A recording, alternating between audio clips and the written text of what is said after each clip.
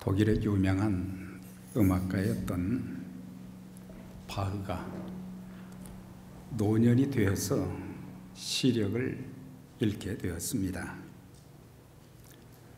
안과 의사의 권유로 그에게 수술을 받고 회복 기간이 지나서 이제 눈에 묶인 붕대를 풀었을 때에 둘러있던 자녀들이 아버지 뭐가 좀 보이세요?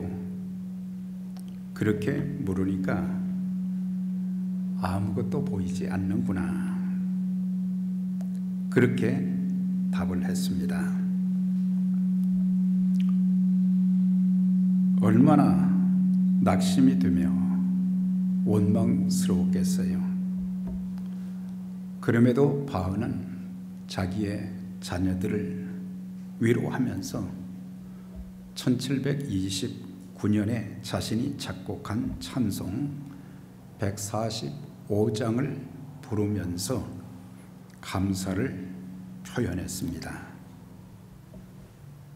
1절과 2절은 그리스도께서 십자가를 지시고 죽으심으로 베푸신 하나님의 그 사랑을 강조했지만 3절은 그 은총에 대한 감사의 내용인데, 가사에 보면 나 무슨 말로 주께 다 감사드리랴, 끝없는 주님의 사랑 한없이 고마워, 보잘것없는 나를 주의 것 삼으사 주님만 사랑하며 나 살게 하소서.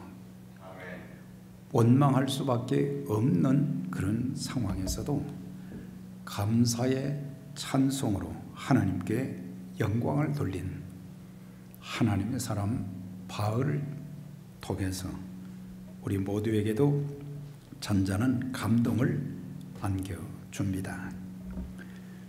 예수님께서는 3년 반 동안의 공생의 사역의 기간 동안 갈릴리와 사마리아, 유다 등 온 이스라엘 지역을 다니시면서 하나님의 뜻에 따라 그 귀한 사역을 이루어 가셨습니다. 가시는 곳곳마다 천국 복음을 전파하셨고, 가는 곳마다 특별히 회당에서는 하나님의 말씀을 가르치셨고, 또한 이곳저곳을 다니시면서 병든 자, 귀신 들린 자들을 고쳐주시어서 수많은 사람들의 인생을 온전케 해 주셨습니다. 그리고 마지막 사역을 위해서 예루살렘에 올라가시는 도중이셨습니다. 예루살렘은 어떤 곳입니까? 하나님의 성전이 있는 곳이기도 하지만 그곳은 머지않아 예수님께서 십자가에 못 박혀 죽으심으로 하나님의 뜻을 이루어 드리는, 그리고 모든 죄인들의 죄를 구원받을 그런 길을 만드시는 그런 마지막 생명까지 주실 곳이었습니다. 우리도 이 땅에 사는 동안 인생의 목적지인 하나님 나라를 늘 소망하고, 그리고 죽을 때를 항상 의식하고 살되 내 뜻이 아닌 하나님의 뜻을 따라 살며 사는 동안 주의 일에 충성하여 평생 아름답게 쓰임받는 삶의 여정이 되어야 할 것입니다. 예수님께서는 갈릴리와 사마리아와 유다와 이방 지역의 사역을 마무리하시고 이제 하나님의 때가 되시어서 예루살렘으로 올라가시다가 사마리아와 갈릴리 경계 지역을 지나가시다가 한 마을에 들어가셨습니다. 그곳에도 구원시켜야 될 영혼들, 육체의 질고로 고통당하는 사람들을 치료해 주어야 될 그런 사람들이 있었기 때문에 예수님께서는 예루살렘으로 이제 직행하지 아니하시고 잠시 그 마을로 들어가셨습니다. 그 마을에는 문둥병 환자들이 지내고 있었는데 그 중에 10명이 한 자리에 모여 있었습니다. 문둥병은 나병이라고 지금 되어 있지만 나균에 의해서 보면 눈썹이 다 없어지고 눈과 이 안이 코와 귀가 이제 잘려져 나가고 또한 손가락과 발가락도 떨어져 나가며 몸까지 마비되는 끔찍한 그런 질병입니다. 그래서 문둥병 환자가 되면 도시나 마을에서나 가족들이나 다른 사람들과 함께 거주하지도 못하고 변두리 지역에 격리되어 아무런 희망도 없이 살아가는 사람들이었습니다. 심지어 이 사람들은 건강한 사람들과 가까이 할 수도 없고 만나서 대화도 나눌 수 없었고 더 참 안타까운 것은 하나님의 성전에는 누구든지 가서 하나님 앞에 예배를 드릴 수 있어야 되는데 이 문둥병 환자들은 그 특권도 누리지 못하는 참 안타까운 인생을 살아가는 사람들, 자기들에게 주어진 특권마저도 박탈당한 그런 사람들이었어요. 레위기 13장 45절에 보면 나병 환자는 옷을 찢고 머리를 풀며 입술을 가리고 외치기를 나는 부정하다 부정하다 할 것이라. 그러니까 멀리서 사람들이 오게 될 때에 자기가 문둥병 환자라고 하면 그 사람들이 자기한테 가까이 오지 못하도록, 왜? 전염이 되니까. 그래서 이제 손을 들고 나는 부정한 사람입니다. 나는 부정한 사람입니다. 이렇게 해야 될 세상에서 가장 저주받은 그런 참 고통당하는 사람들이었어요.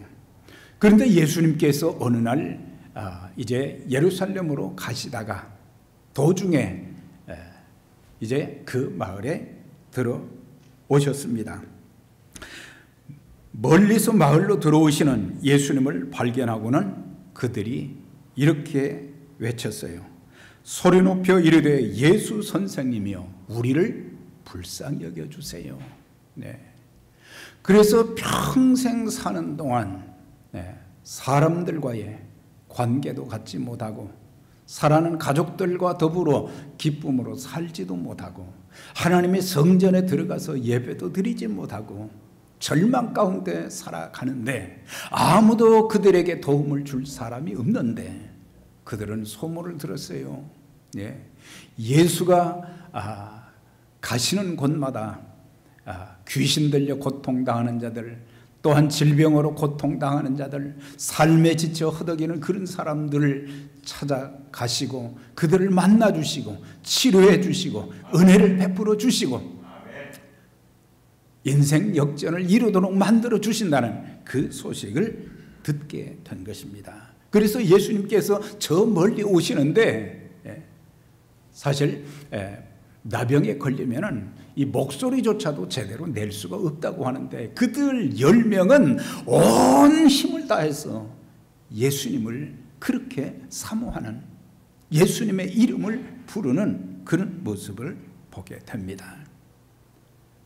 우리가 일생 살면서 예수의 이름 때문에 우리의 인생이 바꿔지지 않았습니까? 예수님 때문에 죄 가운데 있던 우리들, 영원한 지옥 형벌의 선고를 받았던 우리들이 죄사함 받고 구원받은 영원한 하나님 나라에서 살 수 있는 그런 축복을 우리들에게 허락해 주셨잖아요. 그런데 예수님께서 그들의 애타는 그 부르짖는 소리를 들으시고 외면하지 아니하시고 사람들은 문둥병자에게 이제 다가가는 것을 참 꺼리지만 예수님은 그냥 지체하지 아니하시고 가셔서 너희는 가서 너희 몸을 제사장에게 보이라, 그 말씀만 하신 거예요. 10명의 나병 환자들은 주님의 말씀대로 길을 가다가 놀랍게 문둥병에서 고침을 받게 되었던 것입니다. 우리가 이 내용을 통해서 두 가지를 생각할 수 있어요. 첫째는 비록 그들이 문둥병에 걸려 사람 대접 받지 못하고 격리되어 사는 자들이지만 예수님이 누구신지를 알았다고 하는 거예요. 예수님이 메시아이심을, 예수님이 하나님의 아들이심을, 예수님이 바로 구세주와 주님이신 것을 알고 예수 선생님이여 우리를 불쌍히 여겨주세요, 그렇게 간청했던 것을 보게 돼요. 누구든지 주의 이름을 부르면 죄사함과 구원을 받게 되는 것입니다. 마가복음 10장 47절 52절에도 이런 내용이 있어요. 예수님께서 지금 예루살렘으로 올라가시다가 여리고에 들어가셨어요. 여리고에 왜 들어가셨는가?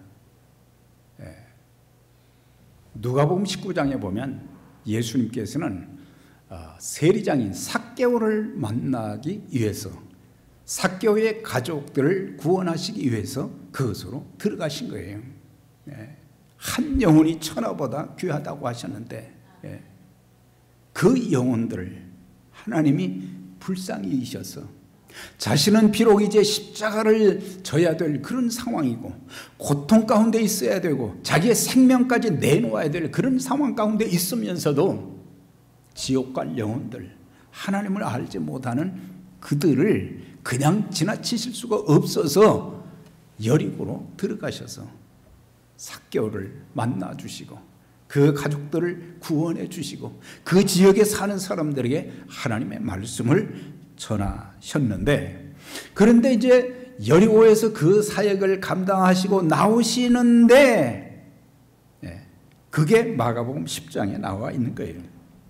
소경 거지 바디메오가 소리를 질러 다윗의 자손 예수여 나를 불쌍히 여겨달라고 하는 그런 평생을 소경으로 살아가는 그 안타까움, 주님은 그렇게 애타는 부르짖음의 그 소리를 외면하지 아니하셨다고 하는 거예요.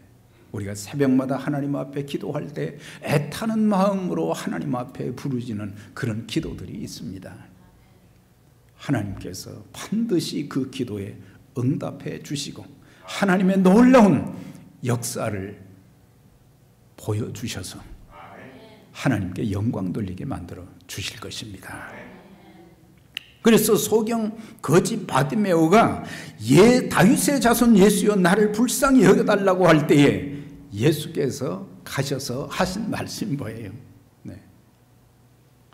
내 믿음이 너를 구원하였느니라. 주님이 가장 관심을 두신 것이 뭐예요? 영혼의 구원을 말하는 거예요. 영혼의 구원을 먼저 말씀하세요. 내 믿음이 너를 구원하였다. 그 말씀이 떨어지는 순간 저가 곧 보게 되어 길에서 예수를 쫓았다. 그러니까 영혼 구원과 더불어 그의 눈이 뜨여지는, 고침받는 놀라운 역사가 있게 된 것을 볼 수가 있어요. 이렇게 주님께서는 온 이스라엘을 다니시면서 영혼의 구원과 육신의 질고로 삶의 고통으로 힘들어하는 그런 사람들을 외면하지 아니하시고 고쳐 주신 것을 보게 될 때에 참 이런 주님, 이런 주님을 우리가 만났다고 하는 것, 그런 주님을 우리가 믿고 있다는 것, 그런 주님을 우리가 찬양하며 섬긴다는 것이 얼마나 영광스러운 일이냐 말이죠. 두 번째로 생각할 것은 가서 제사장에게 너희 몸을 보이라, 그렇게 하셨어요. 이 나병 환자들이 예수님 우리의 병부터 좀 고쳐주세요, 그렇게 말하지 않았어요. 참 하나님의 은혜를 받는 사람들은 이런 모습들이 많이 보여요. 자기들의 병부터 고쳐달라고 하지 않고 주님의 말씀에 순종하여 가다가 고침을 받았어요. 주님의 말씀에 순종하면 내 삶 속에서 기적의 역사들이 계속 일어나게 되는 것입니다. 네. 아니 순종해서 가다가 보니까 주님이 말씀하셔서 제사장에게 가는 그 도중에 병이 나은 것을 알고 서로 부둥켜 안고 얼마나 감격하며 주님이 내 병을 고쳐주셨어. 나만 고쳐주신 것이 아니라 너도 고쳐주었어. 너도 고쳐주셨어. 얼마나 감격과 기쁨이 넘쳤겠습니까? 요한복음 9장 1절 이하에 보면 예수께서 길을 가실 때 날 때부터 소경된 자를 보셨다고 했습니다. 예수님께서 그 소경을 만나서 이제 땅에 침을 뱉어 진흙을 이겨 그의 눈에 바르시고 이르시되 신라한 못에 가서 씻으라 하시니, 이거 상식적으로 이해가 안 되잖아요. 아니 어떻게 침을 뱉어서 진흙을 이기시고 그걸 말이죠 눈에 발라주시고 실로암에 가서 내 눈 씻고 오너라. 참 이상도 하시네. 이 소경이 그렇게 하지 않고 주님의 말씀대로 실로암에 가서 눈을 딱 씻고 나니까 그 순간 눈이 뜨여지는 역사가 있었다고 하는 거예요. 구약과 신약 성경에 보면 이 순종을 통해서 하나님의 기적의 역사들이 일어나는 것을 열거할 수가 없어요. 수도 없이 많아요. 율법의 말씀에도 그랬고 실제 예수님 사역에서도 순종하는 자들을 통해서 하나님의 큰 역사가 일어나는 일들이 너무 많았는데, 혹시라도 내가 예수를 믿고 있으면서도 내 삶 속에 하나님의 역사가 일어나지 못한다고 하는 것은 어쩌면 내가 하나님 말씀에 순종하지 못하기 때문에 내 삶에 변화도 없고 내 삶의 기적의 역사를 체험하지도 못하는 그런 일은 아닌가 돌아볼 필요가 있어요. 저와 여러분 상식적으로 이성적으로 이해가 되지 않아도 초월적인 하나님의 역사는 순종하는 자들을 통해서 이루어 주신다고 하는 것, 이걸 늘 기억하면서 하나님, 이 감사절에 감사할 것도 많지만 특별히 그동안 돌이켜보니까 참 불순종한 게 너무 많았네요.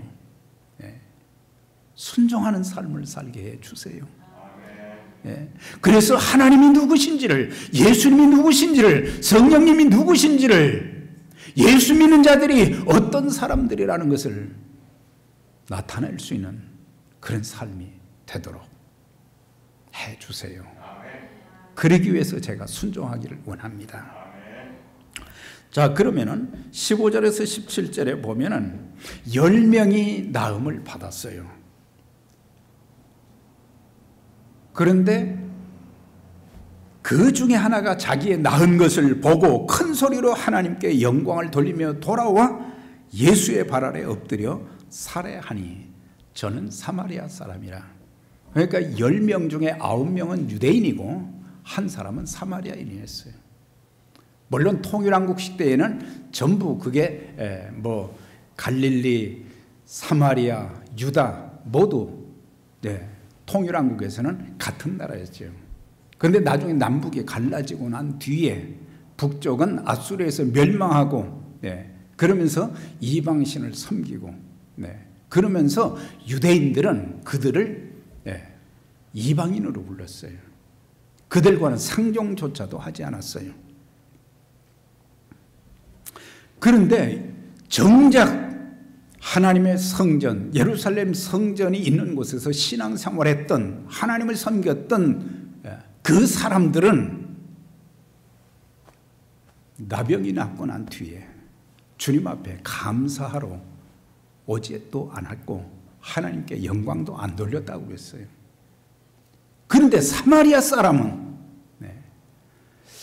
성경 여러 곳에서 사마리아인들이 나오죠. 강도 만난 이웃에 대한 것도 마찬가지죠. 어떤 사람이 예루살렘에서 여리고로 가다가 강도를 만나 고반 죽게 되었는데 제사장도 레위인도 다 거들떠 보지 않고 다 지나가 버렸다고 그랬어요. 그런데 사마리아인 한 사람이 그에게 다가와서 그를 돌보고 기름을 바르고 그 다음에 주막집으로 데려가서 자기의 갈 길을 가면서 돈을 더 주면서 이 사람 좀 잘 치료해달라. 돈이 더 들면 내가 다시 돌아올 때에 내가 갚겠다. 이렇게 유대인들이 미워하고 저주하고 싫어하는 그런 사람들을 통해서 하나님이 하시고자 하는 귀한 일들을 많이 한 것을 볼 수가 있어요. 10명이 다 고침을 받았으나 9명은 감사하지 못했고 단 한 사람만 주님께 와서 엎드려 감사하고 경배했다 그랬어요. 물론 예수님께서 가서 제사장에게 보이라 그렇게 말씀하셨기 때문에 그렇게 간지는 모르지만은 그리스도인들에게 하나님의 사랑과 은총과 축복을 받은 자들에게 가장 중요한 것은 감사를 하는 자가 되어져야 된다는 거예요. 감사를 모르는 사람은 하나님의 백성다운 그런 참 모습이 없다고 하는 거죠. 오늘의 시대도 하나님께 큰 사랑, 큰 은혜, 큰 복을 받고도 감사를 표현할 줄 모르는 사람들이 적다는 것을 이 내용을 통해서 우리에게 알려주고 있습니다. 골로새 3장 15절 17절에 보면 너희는 하나님께 감사하는 자가 되라. 감사함으로 하나님을 찬양하라. 또 무엇을 하든지 말에나 일에나 다 주 예수의 이름으로 하고 그를 힘입어 하나님 아버지께 감사하라 그랬어요. 그래서 늘 오늘도 찬양대의 찬송이 뭡니까? 에베네셀 하나님께 감사하라고 하는 거죠. 감사하기 때문에 하나님을 또 찬송할 수 있다고 하는 거죠. 무엇을 하든지 말에나 일에나 무슨 일에든지 다 주 예수의 이름으로 하고 그를 힘입어 하나님 아버지께 감사하라. 우리가 하나님께 받은 사랑과 은총과 축복이 너무 크잖아요. 근데 이것을 모르고 또 안다고 해도 보답하지 않는 배은망덕한 그런 삶을 살아간다면 하나님의 백성다운 자격이 없는 거죠. 감사절만 되면 빼놓지 않고 부르는 그런 찬양이 있어요.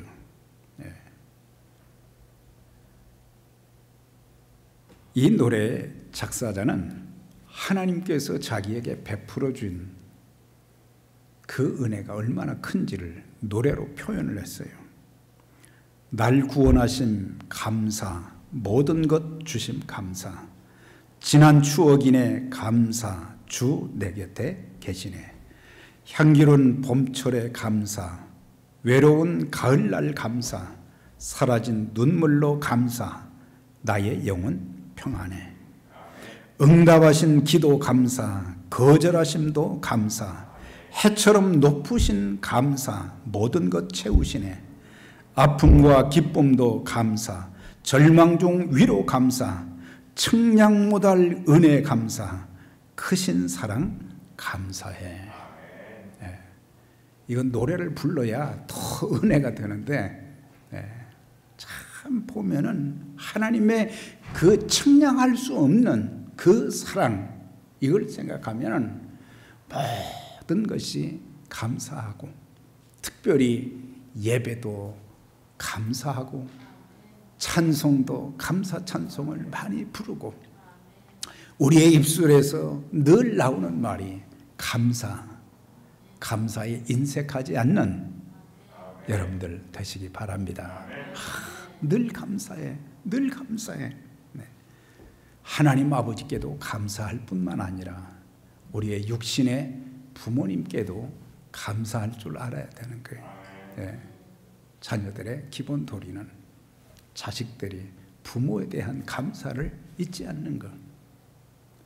또한 이 땅에 살면서 우리 사랑하는 이웃들로부터, 사랑하는 다른 성도들로부터 받은 사랑과 그 은혜도 작지 않다고 하는 거예요. 내가 무엇이건데 내가 그런 것을 받을 자격이 없는데도 불구하고 참 나를 아껴주고 말 한마디를 해도 그렇게 힘이 되어주고 작은 것이라도 나누려고 하는 그런 그 귀한 마음, 주님께서 그들의 마음을 움직여 주셔서 그렇게 한 것인데, 그래서 우리는 하나님께도 감사하고 또한 그들에게도 감사하고. 저는 미국 생활이 거의 이제 40년이 가까워지는데 제 평생에 많은 참 성도님들로부터 받은 사랑과 참 은혜도 큰데, 그 중에 한 사람을 정말 잊을 수가 없어요. 제가 미국에 처음 왔을 때에 가장 앞이 보이지 않을 때였어요. 그런데 미국 교회의 한 성도, 피아노 반주자예요. 40년을 한 교회에서 피아노 반주를 했다고 하는 미세스 노르마라고 하는 참 귀한 분의 여자분인데, 저하고 만나고 난 뒤에 말도 잘 표현할 수도 없고, 그런데 그렇게 세밀하게 미국 생활에 정착할 수 있도록 도와주고 기도해주고, 한 번은 저한테 최 목사, 내가 당신을 위해서 10년 동안을 당신 사진을 자기 책상에다 올려놓고 그렇게 매일매일 10년 동안을 기도했다고 그러더라고요. 그 소리를 듣고는 막 뭐라고 내가 표현을 해야 될까? 나를 위해서 10년 동안을. 그러면서 미국 교회 이곳저곳로, 그 미국 어소시에이션에도 또 중요한 멤버로 있었는데, 어소시에이션에 속한 많은 교회들을 전부 데리고 가는 거예요. 데려와서 이렇게 말씀을 전할 수 있도록, 간증할 수 있도록 그렇게 도와주고, 그렇게 기도해 주었던 그분. 그래서 그분이 살아 있을 때는 멀리 있지만 전화를 드리고 감사합니다. 감사합니다.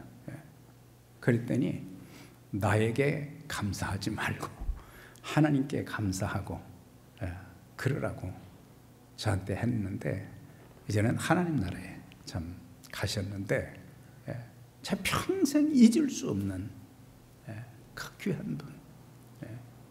그래서 우리는 감사해야 되는데 그냥 당연하게 나는 받을 사람이야 하고 그냥 지나칠 때가 얼마나 많습니까? 우리가 얼마나 받을 자격이 있는 사람들입니까? 모든 것이 하나님의 사랑과 은혜인 것입니다. 예수님께서 이제 탄식하시면서 그 9은 어디 갔느냐? 한 명은 이제 사마리아 사람인데, 이방인인데, 그가 내게 와서 경배하고 하나님께 영광을 돌렸는데, 나머지 9명은 어디 있느냐 지금? 탄식하셨어요. 그러면 왜 그 사람들이 한 명과 같이 예수님께 와서 감사하지 못했을까? 여러 가지 이유가 있지만은, 문둥병 환자들은 병이 낫게 되면은 첫 번째 율법에 보면은 정결 예식을 거치고, 제사장이 보는 데서 정결 예식, 그러면서 속죄제와 속건제를 드린 후에 제사장이 그 사람이 나병에서 나았는지 그걸 확인하고 확인서를 써주게 돼 있어요. 그러면 이제 자유인이 되는 거예요. 누구든 만날 수 있고 성전에도 들어가고. 그러니까 이 사람들은 감사보다 그게 더 급했던 거예요. 우리 아무리 급해도 아무리 내게 유익이 되어도 문둥병에서 고침을 받은, 그리고 그 병을 치유해 주신 분이 주님이시라는 것을 안다면 주님이 먼저 돼야 되는 거예요. 항상 주님이 먼저 돼야지 내가 먼저 되면 안 되는 거예요. 그것이 믿음을 가진 사람들의 기본적인 바른 태도죠. 우리도 나병 환자처럼 죄로 인해서 어두움 가운데 살았던 자들이 허물과 죄로 죽었던 우리들이잖아요. 하나님의 진노와 심판을 받은, 지옥 형벌을 선고받은 우리들이지만 하나님의 사랑과 그리스도의 은혜로 말미암아 죄사함 받고 구원받고 영원한 천국을 소유한 자들로서 이 땅에 살아갈 수 있다는 그 자체가 얼마나 큰 축복이에요. 고침받은 10명의 나병 환자를 통해서 주시는 교훈이 있습니다. 10명 중에 1명이 주님께 나와 감사한 것과 나머지 9명은 그렇지 못했던, 감사하지 않았던, 이것만을 우리에게 가르쳐 주시는 것이 아니에요. 그것도 있지만 또 다른 교훈이 있어요.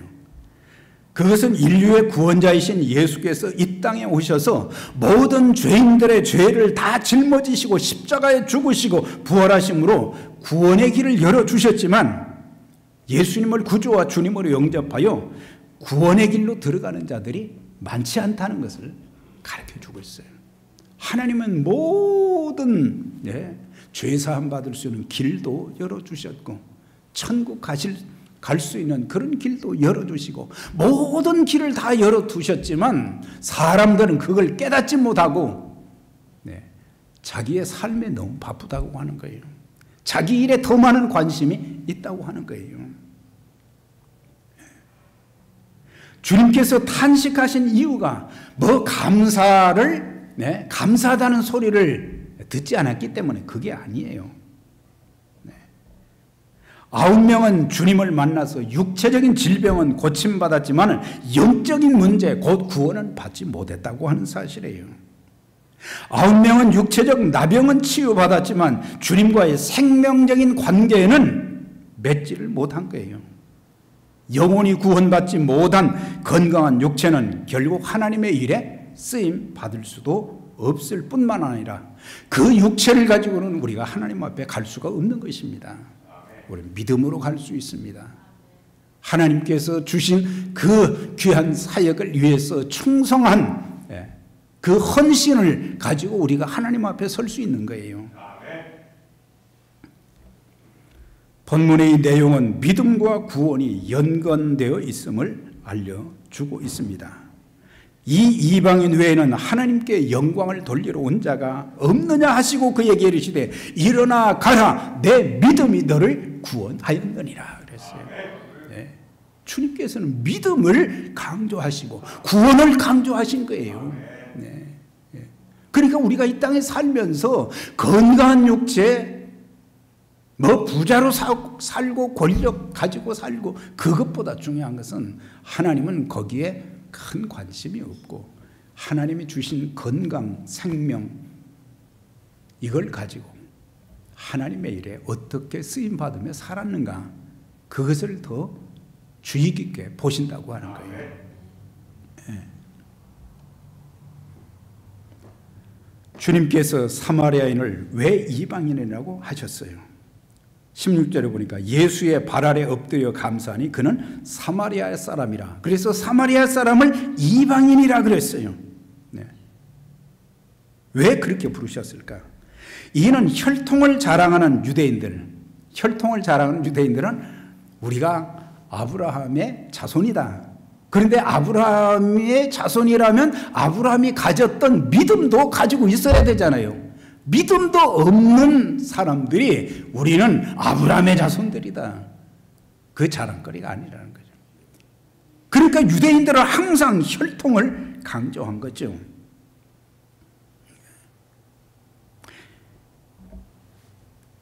혈통을 자랑하는 유대인들이 구원을 받는 것보다 다른 혈통을 가진 이방인에게 구원의 역사가 더 놀랍게 이루어질 것을 여기서 말씀을 하신 거예요. 10명 중에 오직 한 명만 믿음으로 구원을 받았습니다. 구원의 길은 모든 사람에게 다 열려 있지만 구원의 길로 들어가는 자들은 모든 사람이 다 아니라는 것을 여기서 알려주고 있는 거예요.